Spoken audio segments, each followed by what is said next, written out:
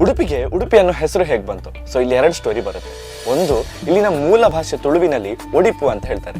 ಇದರಿಂದಾಗಿ ಉಡುಪಿ ಅನ್ನೋ ಶಬ್ದ ಬಂತು ಅಂತ ನಂಬಿಕೆ.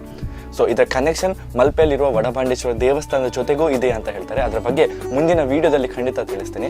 ಇನ್ನೊಂದು ಕತೆ ಬಂದು ಉಡುಪಿ ಅಂದರೆ 2 ಭಾಗ ಮಾಡೋದಾದ್ರೆ ಉಡು ಮತ್ತು ಪ. ಇದು ಸಂಸ್ಕೃತದಲ್ಲಿ ಉಡು ಅಂದರೆ ನಕ್ಷತ್ರ, ಪ ಅಂದರೆ ಅಧಿಪತಿ. ನಕ್ಷತ್ರಗಳ ಅಧಿಪತಿ ಅಂದರೆ ಚಂದ್ರ.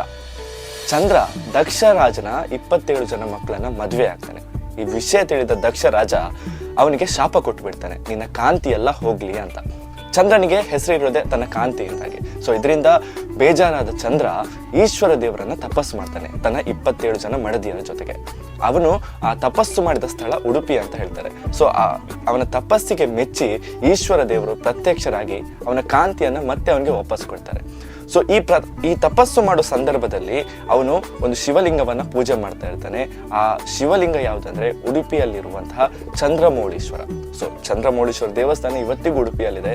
ಸೊ ಇದರಿಂದಾಗಿ ಉಡುಪಿಗೆ ಉಡುಪಿ ಅನ್ನೋ ಹೆಸರು ಬಂತು ಅಂತ ಕಥೆಗಳಲ್ಲಿ ತಿಳಿಯುತ್ತೆ.